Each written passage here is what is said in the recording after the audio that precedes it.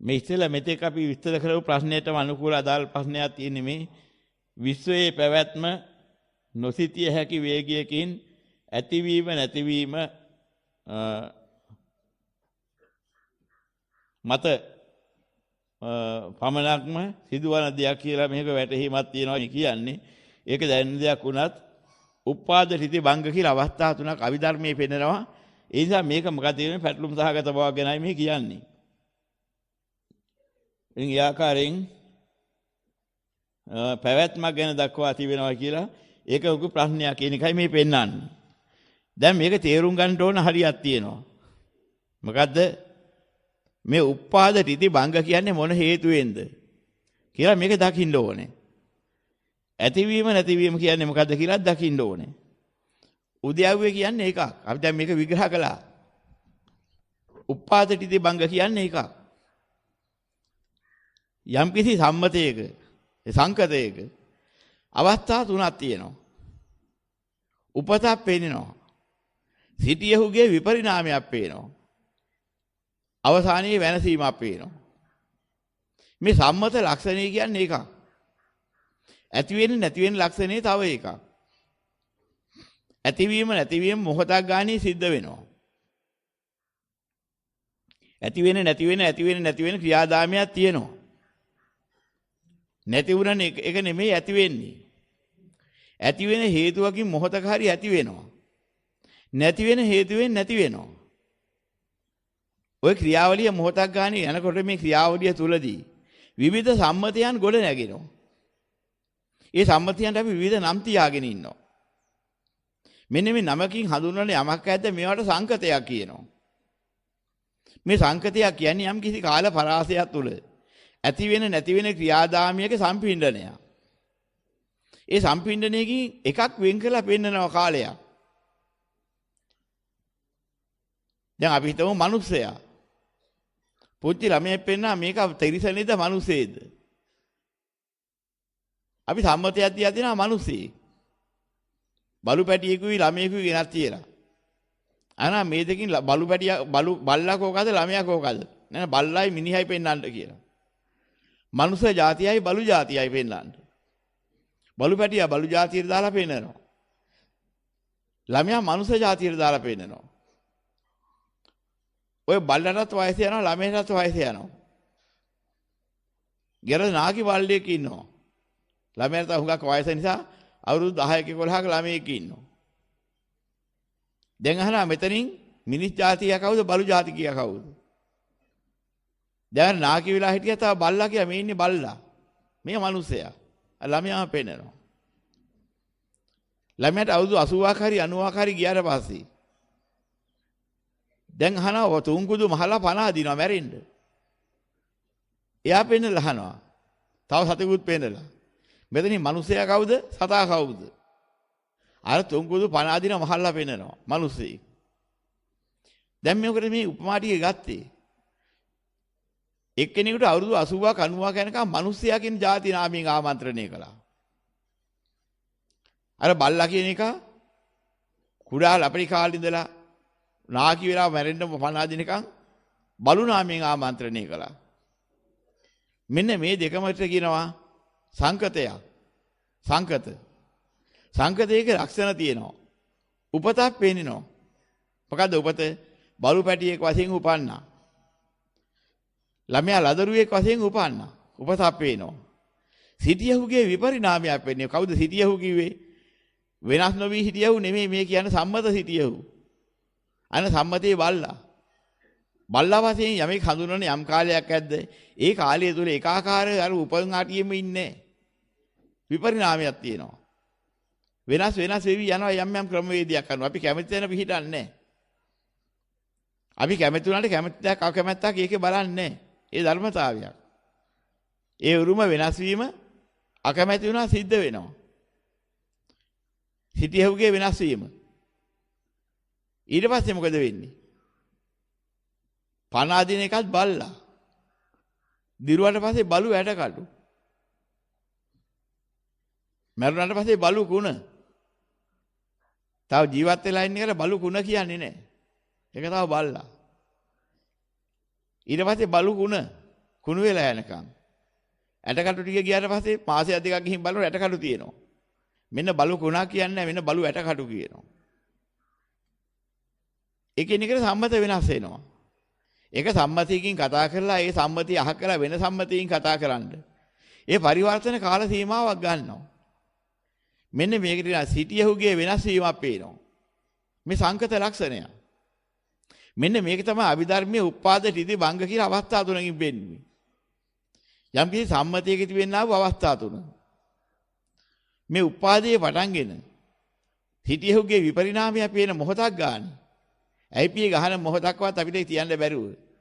ක්ෂණ වංගුරත්වයකින් බිඳීමක් එනවා. හැබැයි බිඳීම සර්වඥ ගෝචර දහමක් මිසක් අපි හිතා හිතියට කාටවත් අපිට එහෙම ගෝචර නැහැ. ඇති වුණා නැති වුණා දකින්නවා කියලා කිව්වොත් එහෙම ක්ෂණ වංගුරත්වයේ දකින්න නම් එහෙම අනාවරණ ඥානෙති ලෞතුරා බුදුරේක ඕනේ. අපි මොකද කරන්නේ? අතිදාවණින් ඕක බලන්න ගියොත් එහෙම කවදාවත් බලන්න හම්බෙන්නේ නැහැ. ඒක මායාවකට රැවටෙන අපි විසින් මනසින් ගොඩනගාගත්ත මායාවකට රැවටෙන්න පුළුවන්. මම ඒක දැක්කා කියලා. ක්ෂණ බංගුරත්වය දකින්න අපේ මනසට කොහොමවත් හේතු බලයක් නැහැ. හේතු කාරක ක්‍රමවේදයක් නැහැ. යම්කිසි අරමුණක් අපේ අරමුණක් එනකොටම වර්තමාන අරමුණ ගෙවිලා ඉවරයි ආවර්ජන මොහොතේ එනකොටම. අරමුණක් ඇහැට ගෝචර වෙලා එනවනම් ඒ දර්ශනේ තමයි වේගයෙන් එන්නේ. ඒක ගෝචර වෙනකොටම අතීත භවාංග චලන භවාංග උපච්ඡේද කියලා චිත්තක්ෂණ තුනක කාලයක් එක්ම ගිහින් තමයි පංචද්වාර ආවර්ජන කියන ආවර්ජන චිත්තේ පහළ වෙන්නේ. ඒකෙනු කරන්නේ මොකද්ද?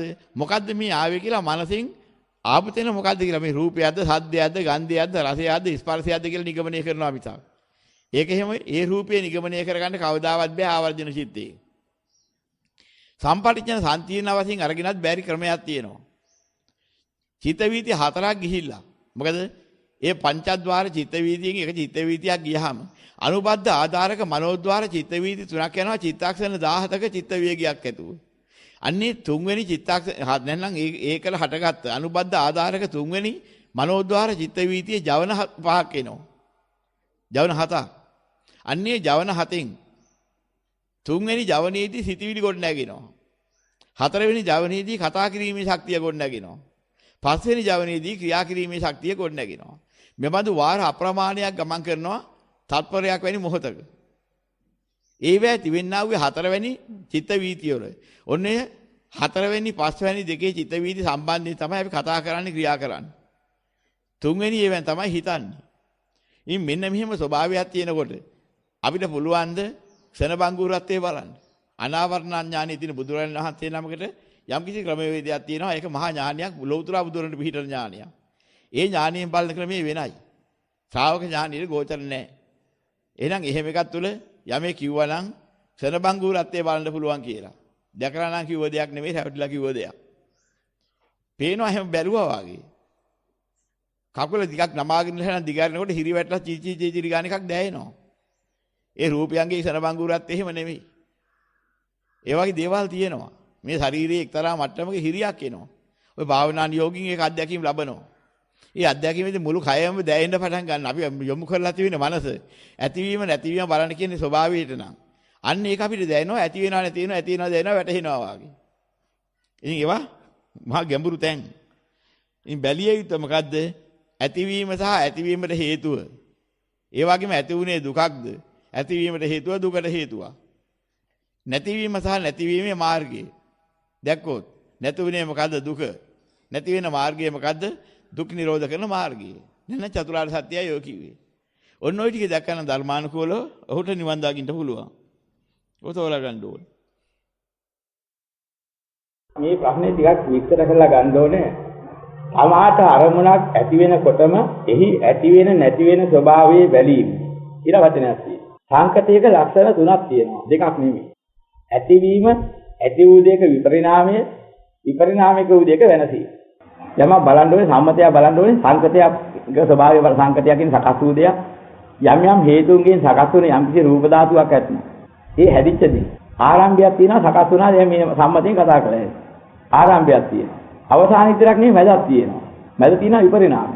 අන සංකතයක ලක්ෂණ.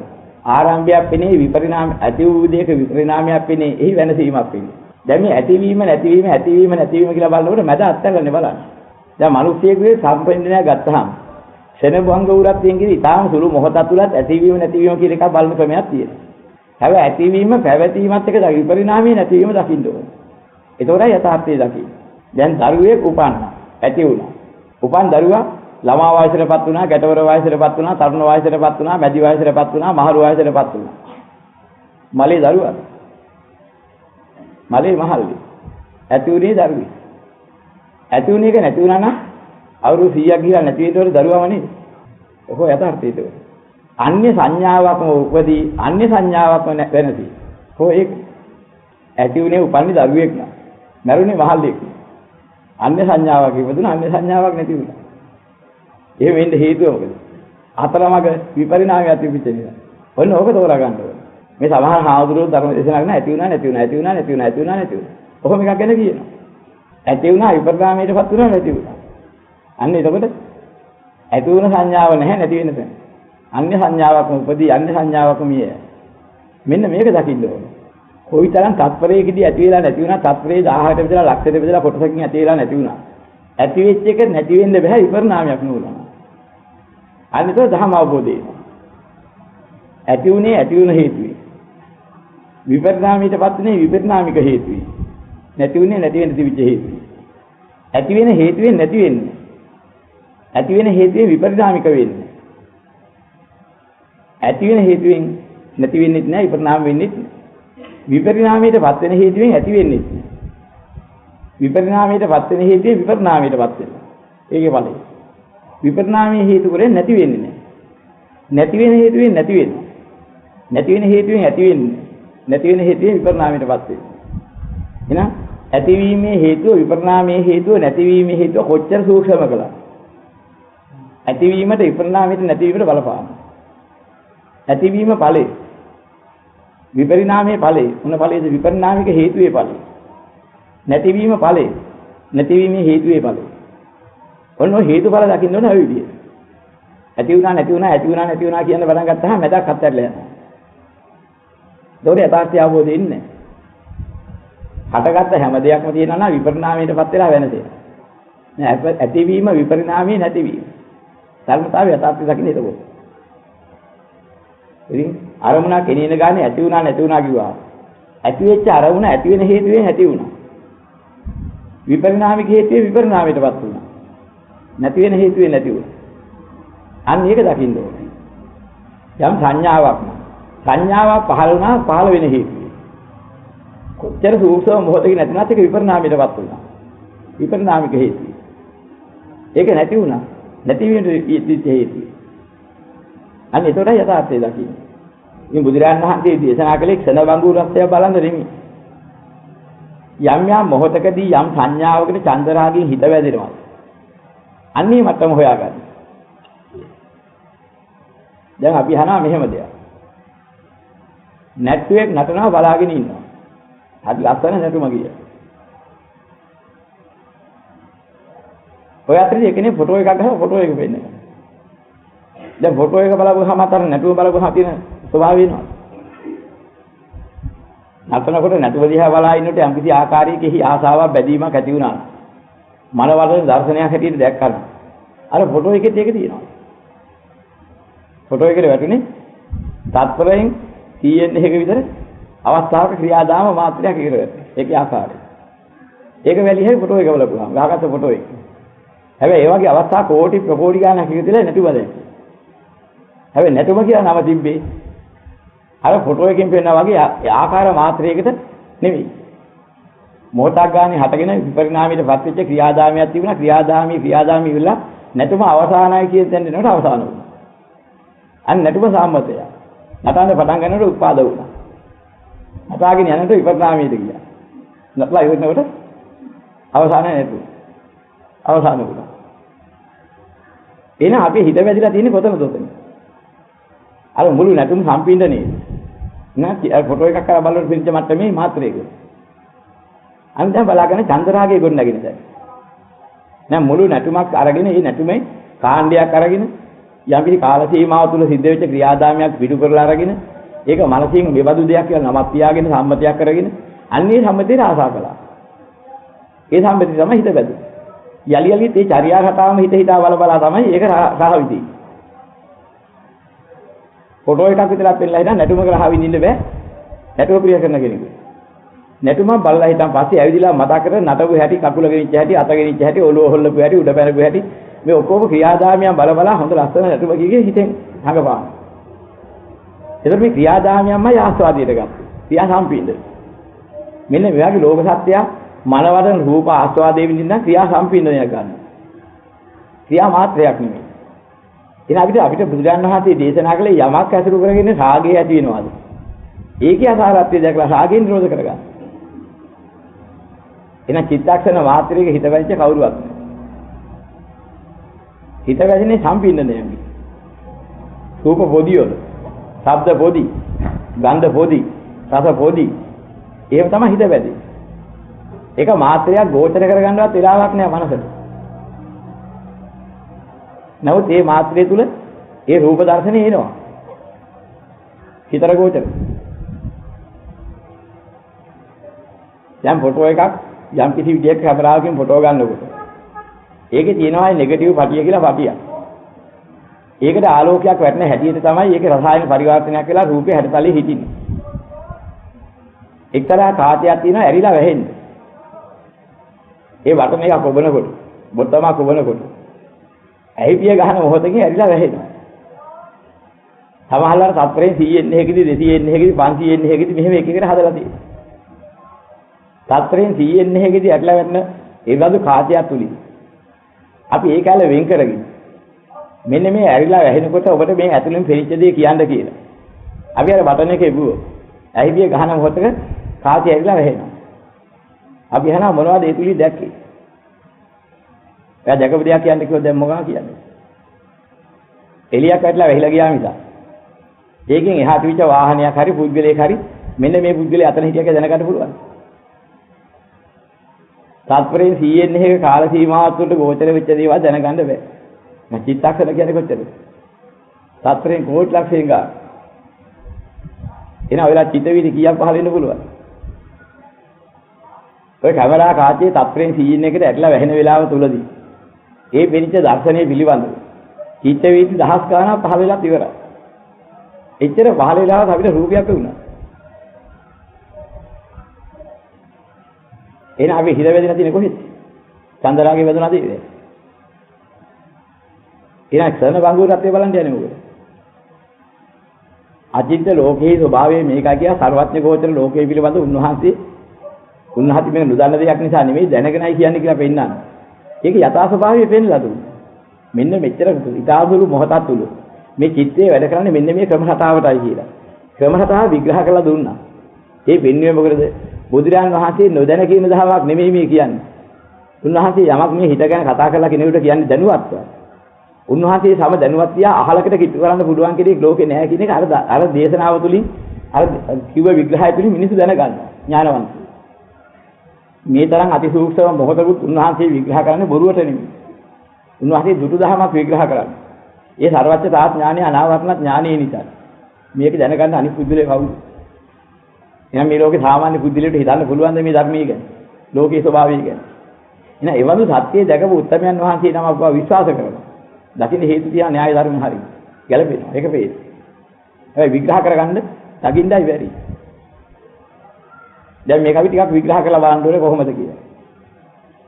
දැන් මේ කොන්ක්‍රීට් කණුවක් තියෙනවා. දැන් අපි හමු මේ කොන්ක්‍රීට් කණුව. අවුරුදු ලක්ෂයක් කෝටියක් ප්‍රකෝටියක් මෙහෙම තියෙයි. මේක ඇතුලේ තියෙන යකඩ ටිකයි.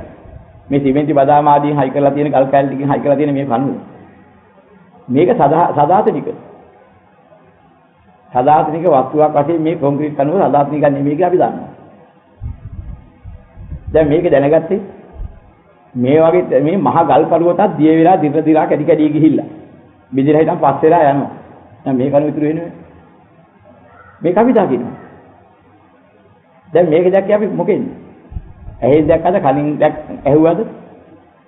අද සුවඳට දැනුණාද? රසයට දැනුණාද? ස්පර්ශයට දැනුණාද? එහෙනම් හිතරවත් දැනෙනවද? එහෙනම් දැනෙන්නේ මොකේද?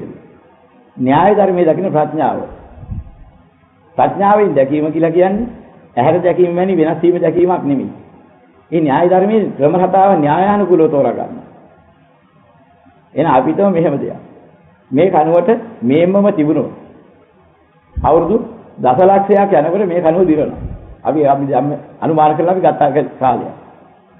අවුරුදු දසලක්ෂයක් මේ කනුවට ආයුෂයි කියලා නිගමනය කරා. මෙහෙමව තිබුණා අවුරුදු දසලක්ෂයක් මේ කනුව තිබිලා ඊට පස්සේ කඩා වැටෙනවා. පිටර කා තියෙන එකක් නෙමෙයි කියන්නේ ඒකත් උපමාවක් මේ කියන්නේ. එහෙම කිව්වොත් එහෙම අපි කියනවා. දැන් අද මේ කනුව ආරම්භ කළා. අවුරුදු දසලක්ෂයක් අවසානයේදී මේ කනුව දිරලා. ආයෙත් වෙන කනුවක් නැහැ. කඩා වැටලා ගරා වැටලා කුඩු වෙලා ගිහිලා ඉවරයි. අර යකඩ දිරලා මලකට කාලා වැටලා ඉවරයි. එහෙනම් මේ ස්වභාවයේ තියෙනකොට අද මේ කණුවේ ඒ ශක්තිය අද වෙන විදියක්. අවුරුදු දසලක්ෂය අවසානයේදී තව විදියක්. මොකද්ද වෙලා තියෙන්නේ? තියෙන தත්ත්වයේ කණුව විදිහට දරා ඉන්න පුළුවන් ශක්තිය එකිනෙකට ගෙවිලා ගිහිලා අවුරුදු දසලක්ෂයේදී අවසානය ඉවරයි. ඊට වඩා මේ කණුව පවතින්න බෑ. එහෙනම් මේ කණුව ආරම්භ කරනකොට මේ අලුත් තත්ත්වයෙන් පවතින්නේ. දැන් තියෙන හේතුවේ ඵලයේ වාසේ. දැන් මේ කණුව දසලක්ෂයේ අවසානයේදී කෙලවර වෙන්නේ. ඒ හේතු ශක්තිය ඉවර නිසා. එදාට. ඒතර ඒ අතරතුර කාලයේ මේ කණුව විද්‍යාමාන. නමුත් විද්‍යාමාන වෙන්නේ ඒකාකාරීන් නෙවෙයි. අද මේ විද්‍යාමානයේ කාලේ අවුරුදු ලක්ෂයකින් බැලුවොත් මෙහෙම නෙවෙයි. ඊළඟ ලක්ෂයෙන් බැලුවොත් ඒ තවත් වෙනස් වෙලා. ඊළඟ ලක්ෂයේ තවත් වෙනස් වෙලා. ඕමමයි වෙනස් වෙලා ගිහින් තියෙන්නේ. එහෙනම් අවුරුදු ලක්ෂයක් අරගෙන බැලුවොත් මේ කණුවේ දසලක්ෂයේ ඇති වෙන වෙනස් වීම අවුරුදු ලක්ෂයෙන් තුල සිද්ධ වෙලා නැහැ. හැබැයි අවුරුදු ලක්ෂය ඇරලා සිද්ධ වෙලා. දැන් මෙන්න ප්‍රඥාවෙන් බලන හැටි. දැන් මේ ඇහැට වෙන්නේ නැහැ. හිතට දැනෙන්නේත් නැහැ. ප්‍රඥා ගෝචර කරලා බලන ක්‍රමය. එහෙනම් අවුරුදු ලක්ෂයකට මේ කණුවේ යන්තරම පරණ වෙලා තියෙනවා. ඒ ටිකත් එකතු වෙලා ඊටු ලක්ෂ 9ක් එකතු වෙලා තමයි ලක්ෂ 10යි කණුව දිරලා ගියේ. දැන් අවුරුදු ලක්ෂයේ පරණ වීමක් තියෙන බව අපිට පේන්නේ නැහැ. දැනෙන්නේත් නැහැ. න්‍යාය ධර්මයේ එකඟයි. ඒක හොරු නෙමෙයි බව හොඳටම පේනවා. එහෙනම් අවුරුදු ලක්ෂය 10ව 100ක් ගිහිලා ලක්ෂයක් වෙනවා. එහෙනම් අවුරුදු 10ව 100කින් මේ අවුරුදු ලක්ෂය ඇතුළේ පරණ වීම කොයි අවුරුද්දේ සිද්ධ වුනේ? කොයි අවුරුදු 10 දැවුනේ? ඒක අවුරුදු 1000ක් අහ කරලා මේ පරණ වීම වෙන් කරන්න බෑ. අවුරුදු 1000 තුළ මේ කනුව පරණ වුණා කියන්න බෑ. අවුරුදු 100,000කදී පරණ වෙන කනුව ඒක අවුරුදු 1000කින් පරණ වුණා කියන්නත් බෑ. අපට තේරෙනවද කියනකොට? හරි සියුම් තේරුම් ගන්න බෑ හරියට. ඔය ප්‍රඥා ගෝචරෙන්යි අමාරුයි කියන්නේ. එහෙනම් මේ කනුව අවුරුදු 1000කදී යන්තරම පරණ වුණා. ඒ වගේ තවත් අවුරුදු අර විදිහටම 1000ව 999ක පරණ වෙච්ච එකට ඒකත් එකතු වෙලා තමයි අවුරුදු 10000දී නෑ අවුරුදු 100,000දී ඒවත් අවුරුදු ලක්ෂයේදී පරණ වීම වෙලා තියෙන්නේ. එහෙනම් අවුරුදු 1000ක් අත්හැරලා නැහැ කොතනවත් ඒක ඒ ටිකක් අත්හැරලා නැහැ. එහෙනම් අපි අවුරුදු 1000ක් ඇතුළත මේ කණුවේ පරණ වීමක් වෙලා තියෙනවා තීරුම් සත්‍ය ගෙවී යාමක් වෙලා තියෙනවා කියලා නිගමනය කරලා ප්‍රඥාව. දැන් අපි අවුරුදු 1000ක් අරගෙන අවුරුදු 1000න් එක අවුරුද්දක් අරගෙන අපි අහනවා මේ එක අවුරුද්දක් අයින් කරුවොත් ඒ අවුරුදු 10 පරණ වීම වෙනවද? නෑ එක අවුරුද්දකදී අවුරුදු 10 පරණ වීම වෙනවද? පරණ විසඳ ගහ පේනවා. එක අවුරුද්දක්වත් ඔකෙන් අතාරින්නත් බෑ. එක අවුරුද්දකදීවත් ඔක තනිකර සිද්ධ වෙලා. ඉතින් අවුරුදු 10 තුල ඔය පරණ වීමෙන් 10න් එක වගේ සිද්ධ වෙලා තමයි අවුරුදු 10 පරණ වීම වෙලා තියෙන්නේ. අවුරුදු 10කදී පරණ වීම වෙන කිසිම සැකයකුත් නැහැ. එහෙනම් අවුරුද්දක් තුල පරණ වීමක් තිබිලා තියෙනවා. ඒ වගේම 1000ක් එකතු වෙලා තමයි අවුරුදු 10 පරණ වීම දකින්න හම්බ වෙන්නේ. එහෙනම් එක අවුරුද්දක්වත් අත්හැරියේ නැත්නම් මේ කනුව අවුරුද්දක් ඇතුළත පරණ වෙනවා කියලා ප්‍රඥාවෙන් නිගමනය කරනවා. අපි අහන මේ අවුරුද්දකට දවස් කීයක් තියෙනවද? කල වශයෙන් අවුරුදු 360ක් හරි 65ක් තියෙනවා කියලා ගත්තොත්. හොඳයි අවුරුදු 365ක් ගත්තා නම් අවුරුද්ද. මේ අවුරුදු 360 අවුරුද්දක තියෙන පරණ වීමෙන් එක දවසක් ඒවත් දවස් 365ක් එකතු වීමෙන් අවුරුද්දක පරණ වීම වෙලා තියෙනවා. එක දවසක් අත්හැරලා හිටන් පුළුවන්ද අවුරුදු 300 අවුරුද්දේ පරණ වීම පෙන්නන්න. එක දවසකදී මේ අවුරුද්දේ වෙන පරණ වීම වුණාද? ප්‍රඥාවෙන් තීරණය කරන්න පුළුවන් එක දවසකත් පරණ වීමක් වෙලා තියෙනවා. ඒ වගේව 365ක් එකතු තමයි අවුරුද්දේ පරණ වීම සිද්ධ වෙලා තියෙන්නේ. එහෙනම් එක දවසක් මේක පරණ නොවි තිබිලා නැහැ. දවසට පැය 24ක් තියෙනවා. දවසේ පරණ වීම පැය 24 එකක් හතරලා සිද්ධ වුණාද නැත්නම් පැය 24ක්ම තුලම සිද්ධ වුණා. තීරණය කරනවා පැයක් ගානේ ඇති වෙන පරණ වීම එකතු වෙන පැය 24කවත් දවසක පරණ වීම වෙලා තියෙනවා. අපි දැන් අර ගන්න එක පැයක්. එහෙනම් අපි දැන් නිගමනය කරලා ප්‍රඥාවෙන් නිගමනය කරලා දැකලා බුද්ධියෙන් නිගමනය කළා. පැයකුත් මේ කනුව පැයක් තුලත් පරණ වෙනවා. පැයට විනාඩි කීයක් තියෙනවද? විනාඩි 60ක් තියෙනවා. විනාඩි 60න් විනාඩි 59කින් පැයේ පරණ වීම පෙන්වන්න පුළුවන්. පැයේ පරණ වීම පෙන්වන්න විනාඩි 60කව පරණ වීමයි පැයේ පරණ වීම කියන්නේ. එහෙනම් විනාඩියක් තුළ මේ කරුණ පරණ වෙලා නැද්ද? ගෙවිලා නැද්ද? වෙනස් වෙලා තියෙනවා. විනාඩියකට. විනාඩියේ තත්පර 60ක් තියෙනවා. තත්පර 59කින් තත්පර 60 පරණ වීම පෙන්වන්න පුළුවන්. නැත්නම් තත්පරයක් ඇතුළත මේ කරුණ වෙනස් වීමක් වෙලා තියෙන බව බුද්ධි ගෝචරයි. ඇහැට අපි ඉන්න. ওই තත්පරේ ලක්ෂය දෙබිදුවක් කෝටිය දෙබිදුවක් අන්තිම වල්ලකට. මොහොතක් ගානේ පරණ වෙලා තියෙනවා. මේ මොහොතක් ක්ෂණයක් ගානේ. එක ක්ෂණයක් හරි පරණ නොවි තිබුණා නම් එයින් එහා පරණවන්න බෑ. නෑ එක ක්ෂණයක්වත් පරණ නොවි තිබිච්ච කනුවක් තිබුණා කිව්වොත් මේකට හේතු නෑ. දැන් ඔක දැක්කේ මොකෙන්ද? ක්ෂණයක පරණ වෙයි. ඇහෙන්නේ. හිතර දැක්කද? දැන් මොකද මේ සෙල බංගුරත් එක යසන් දැක්කා කියන්නේ? බලායින් දැදි බෙවුල ගිඩි ගාලා හැං ගියා වගේ දැක්කා කියන්නේ. වෙනස් වෙනවා දැක්කා. දැන් ඔක වෙනස් වීමක්ද කියන්නේ? මේක බුද්ධි ගෝචරයි. හිත කියන සාමාන්‍ය හිතර ගෝචර එකක් නෙමෙයි.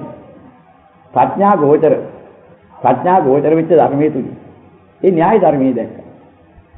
එන අපි දකිනවා යම් මොහතක කොයි මොහතක හරි. ඒ වෙනස් වීම නොවි නැවතුණා. එයින් හැර වෙනස් වෙන්න විදිහක් නැහැ. එහෙනම් වෙනස් වීම සිද්ධ වෙච්ච නිසාම තමයි දිගට ඔය වෙනස් වීම වෙන්නේ. එහෙනම් මේක කොයිතරම් සූක්ෂම කළ බැලුවත් නොවෙනස් වෙන මොහොතක් නැහැ කියලා න්‍යාය ධර්මයේ තේරුම් ගත්තා. මෙන්න මේ න්‍යාය ධර්මයේ බුදුරජාණන් වහන්සේ බුදු ඇසට දැක්කා. අනාවරණ ඥාන. ඒක වෙනම ක්‍රමයක්. ඒක අනිකායට දකින්න බෑ. අපිට න්‍යාය ධර්මයේ තේරෙන්නේ. න්‍යාය ධර්මයේ විගමනය කරන මේ කියමන හරියටම ඇත්ත වෙන්න ඕනේ. මොකද මේ න්‍යාය ධර්මයේ ඒකාන්තයෙන්ම අපිට වැටහෙන්නේ. අන්නේ න්‍යාය ධර්මයේ තුල බුදුරජාණන් වහන්සේ අංශු මාත්‍ර මොහොතක සකස් වෙන්නේ මෙන්න මෙහෙමයි කියලා පෙන්නපු න්‍යාය ධර්මයක් තියෙනවා. චක්‍රය වෙන්නේ. ඉතින් අපිට ඒකේ සැක හිතන්න කිසිම දෙයක් නැහැ. ඒ වගේ චක්‍රයක් වෙන්නන්න තියාව අපි දැන් අද මේ කතා කරපු ටික තේරුම් ගන්නවා. බුදුදහම තුල ඉඳලා මේක අහගත්ත නිසා අපි ඕක තේරුවා මිසක් නෑ අපිටත් ඕක තේරෙන්නේ නැහැ. මේ යමක් වෙනස් වෙන ක්‍රමතාව දකින්න නැහැ. ඇහැට නොපෙන්නේ. කනට ඇහෙන්නේ නැති.